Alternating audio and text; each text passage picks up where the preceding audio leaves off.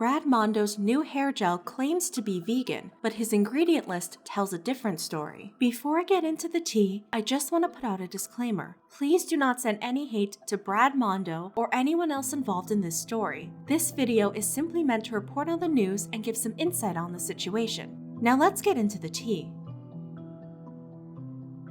In order to understand what's going on now, we need to go back in time. On March 10th, Brad Mondo announced he would be launching his hair product brand called Mondo. A few days later, on March 14th, Brad tweeted about the upcoming launch. It is official. Mondo hair launches tomorrow, 3/15. Whoa, I've waited so long for this. A YouTube video will go up at 12 p.m. on 3/15, revealing everything. Tee-hee-hee-hee-hee, can't wait, babe. The next day, Brad tweeted out the video link. The video has since been made private, but according to an archive snapshot of Brad's YouTube channel page, the video was titled How I Created My Own Hair Care Line, Mondo. In the video, Brad talked about the products in Mondo, including his Glitterati styling serum. He said Glitterati was both vegan and cruelty-free. Glitterati is vegan and cruelty-free, obviously. I mean, was I really gonna make a product that wasn't vegan and cruelty-free? No. I mean, come on, who am I? Not playing games here. However, a few people noticed Glitterati had an ingredient that wasn't vegan. I'm a bit confused, to be honest, because it's being sold as vegan, but the ingredients list includes carmine, which I don't think can be produced from vegan materials. Did you see how he conveniently changed in the ingredients list that it's vegetarian? But in his video, he advertised it as vegan and has said nothing about it. And there are too few people noticing. Carmine is a type of red pigment that is made from crushed bugs. Brad did not address the situation at the time. Fast forward to November 2019. On November 10th, a Reddit user posted a picture of Glitterati they said they purchased in October. The label still says the product is vegan and cruelty-free, despite having carmine on the ingredient list printed on the bottle. The Reddit user also contacted Choose Cruelty Free, the company whose bunny logo is on the bottle, about whether they approve the logo's use. Choose Cruelty Free allegedly responded, "This company is not certified with Choose Cruelty Free. Could you advise some more details about when you bought this product and where? That is our logo, correct. We unfortunately have a lot of illegal logo use and rely on consumers like yourself letting us know if they have seen it. We will contact the company and ask they remove our logo." One Reddit user shared a response they got from Mondo when the brand first launched. "I emailed them about this 7 months ago. The response was that Brad thought the formula was vegan but was incorrect. They followed up by saying it was being reformulated." Another user shared a more recent response. "They emailed me back. It appears to be a copy and paste due to not feeling like a specific reply to what I wrote, but I can't say for sure. It's in my email as coming from Eric Mondo, but it's signed Joe." Joe made a point that it is a very small amount of the non-vegan product in the bottle. Joe said they're working on reformulating a vegan product. Joe feels that despite it being plugged as a vegan product, I should have stopped to click off the page and read their FAQ because they say it isn't actually vegan on there. Some commenters were upset about the situation. Why does a hairspray have carmine in it? I also hate when brands put a fake leaping bunny logo. The more I learn about him, the less I like him. In fact, I now dislike him.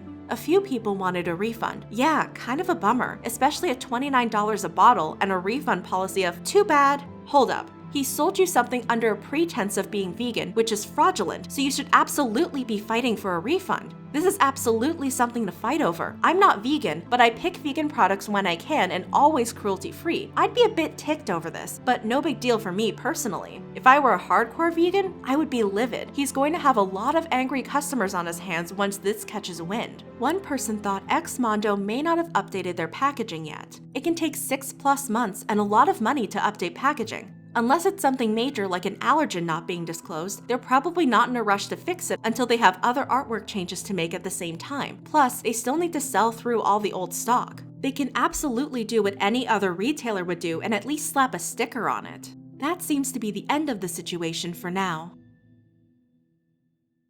So, what's the big issue? What makes a cosmetic product vegan, and why companies want to greenwash their products? One Reddit user made an interesting point about Mondo falsely labeling Glitterati as vegan. Labeling things vegan is just a new way of greenwashing. They expect people to not read what is actually in the product. Based on the concept of whitewashing, greenwashing involves falsely conveying to consumers that a given product, service, company, or institution factors environmental responsibility into its offerings and/or operations. Basically, companies will present themselves as being environmentally conscious in order to gain their customers' trust and goodwill, when that isn't exactly the case. For example, Nestle claimed the cocoa beans used to produce their chocolate products were sustainably sourced. However, a class action lawsuit against the company alleged the beans actually came from farms that used child and labor. As well, Nestle's supply chain allegedly had virtually no environmental standards in place. With more pressure on cosmetics companies to make their products vegan and cruelty-free, it makes sense for the companies to give their customers what they want. However, Mondo isn't the first company to falsely label a product as vegan.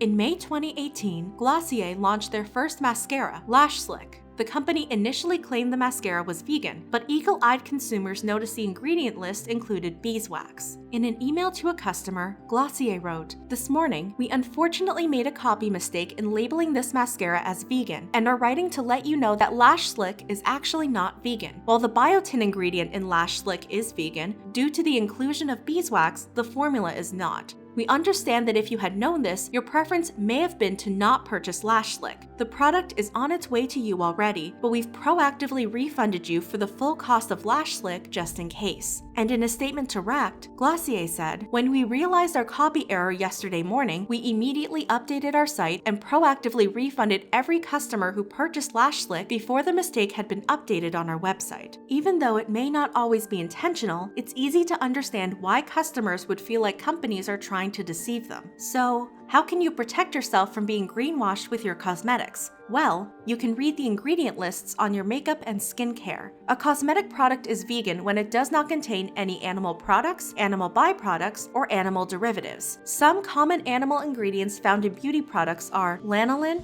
beeswax, carmine, shellac, tallow, and keratin.